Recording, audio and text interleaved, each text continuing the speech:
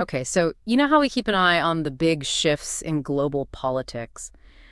Well, this week, something definitely happened that made us pay attention. Donald Trump had a phone call with Russian President Vladimir Putin. And, well, this conversation's already being picked apart, especially in a new video from the Ring of Fire YouTube channel. Their title was pretty direct. Trump gushes over phone call with best buddy Putin. Yeah, and what's really interesting right off the bat is the context that the Ring of Fire video mentioned. They talked about this sort of buzz within the Russian government, apparently about Tulsi Gabbard reportedly being officially confirmed as Director of National Intelligence. That's what the source claimed anyway. Right, an intriguing side note. But as we're going to see, that specific point wasn't actually in Trump's own rundown of the call. Exactly. So while that Gabbard detail is making waves elsewhere, our focus today, really, based on what we have, is what Trump himself put out there on Truth Social about the conversation. According to him, Tulsi Gabbard just didn't come up. hmm And since you're interested in getting up to speed quickly and, thoroughly on these things, their impact on politics, international relations, we really want to dive into what Trump actually said and how it's being seen. Okay, so let's unpack that Truth Social post. It was pretty long.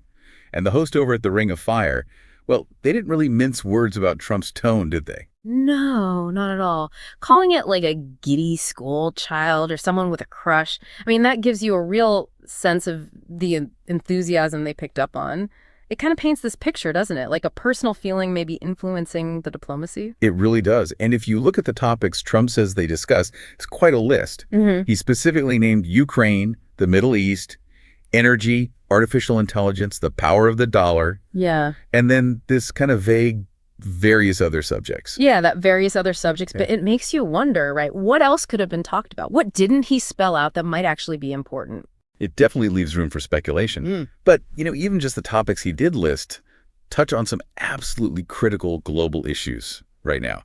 What really jumped out at me was his mention of the great history between the U.S. and Russia. Ah, right. He specifically brought up working together in World War II and the heavy losses both countries faced. For you, that's Trump maybe trying to find some common ground, historically speaking, perhaps as a basis for, future talks. It's a point that sometimes gets lost in all the current tension, definitely. And he didn't just stop there. Trump also said that both he and Putin each talked about the strengths of our respective nations and the great benefit that we will someday have in working together.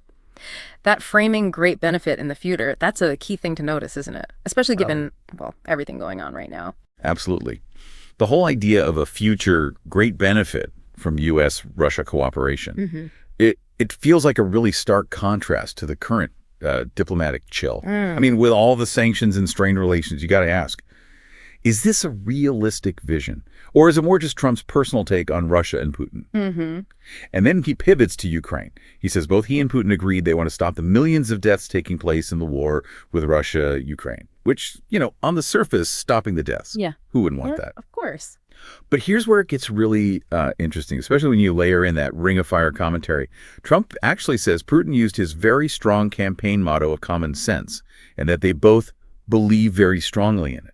That detail probably seems pretty unusual, right? A foreign leader apparently adopting a U.S. campaign slogan. It definitely makes you pause. It raises questions about, the dynamic between them.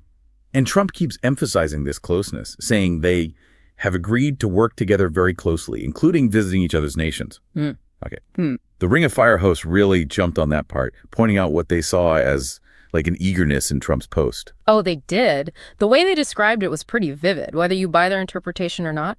But beyond just the tone, the substance here is also huge. Trump claims they have also agreed to have our respective teams start negotiations immediately, and we will begin by calling President Zelensky of Ukraine to inform him of the conversation, something which I will be doing right now.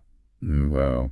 That sounds like a very direct, maybe even independent diplomatic move from someone not actually in office. It certainly does. And the people Trump says he asked to lead these negotiations, that's worth noting, too.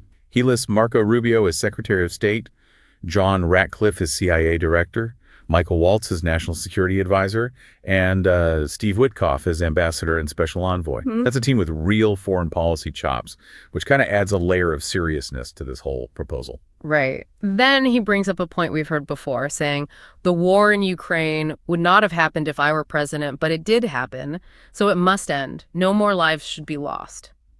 It echoes his past statements, lines up with campaign promises. It reinforces that consistent position he's taken. Exactly. And then wrapping up, Trump thanks Putin for his time and effort and for the release yesterday of Mark Fogel. Hmm. Including that detail about the released American, Mark Fogel adds another dimension, suggesting that was likely part of their discussion too.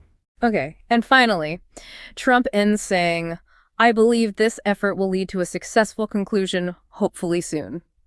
And this is where Ring of Fire got really critical. They pointed out the difference between hopefully soon and Trump's old promise to end the war on day one. Plus, the simple fact that while this call didn't happen on day one, it highlights that potential gap between the talk and the timeline. That's a really key point to think about, that shift from day one to hopefully soon. It raises questions about how feasible this is, how fast anything could really happen, which brings us right to the Ring of Fire hosts' overall skepticism and the specific worries they raised about these potential talks. Right. The YouTube host was pretty blunt about their doubts. Their main issue, basically, is that Russia is the aggressor here, and they have clear aims about annexing Ukrainian land. So from their perspective, the only real negotiation should be Russia getting out immediately and completely. Anything else, they argue, risks looking like it legitimizes the invasion. That's a very principled stance based on international law and, national sovereignty. The Ring of Fire argument is essentially that negotiating in a way that rewards the aggressor could set a really bad precedent globally. That's something to keep in mind when you're weighing these different views. And they brought up parallels to Trump's past ideas on other conflicts, too. They mentioned his controversial comments about the Israel-Palestine situation, that idea about the Gaza Strip, and then questioned if maybe a similar kind of transactional, maybe even dismissive approach might be applied to Ukraine. It's a pretty harsh comparison, and it raises serious questions about what the negotiation strategy might actually look like. It's a comparison that makes you wonder if negotiations might end up prioritizing, say, certain geopolitical goals or economic deals over Ukraine's actual security and right to decide its own future. And the Ring of Fire host clearly doesn't trust Trump to really champion Ukraine's interests when dealing with Putin, mainly because of what they see as Trump's fondness for Putin and his less than supportive view of Zelensky. Exactly. The bottom line from the Ring of Fire is basically, given Trump's history and his apparent connection with Putin, any negotiation run by his team might not really help Ukraine and could even end up favoring Russia. It really highlights the deep disagreements and anxieties about Trump's potential foreign policy, which is important context as you process this whole thing. So, wrapping up this deep dive, we've covered quite a bit. We started with the call itself between Trump and Putin, looking at Trump's version on Truth Social and the analysis from the Ring of Fire. We went through the topics Trump mentioned: Ukraine, Middle East, energy, AI, and his focus on history and future teamwork. We also looked hard at the critical take from the Ring of Fire, their skepticism about negotiations led by Trump, especially with Russia as the aggressor and considering Trump's past statements. Right.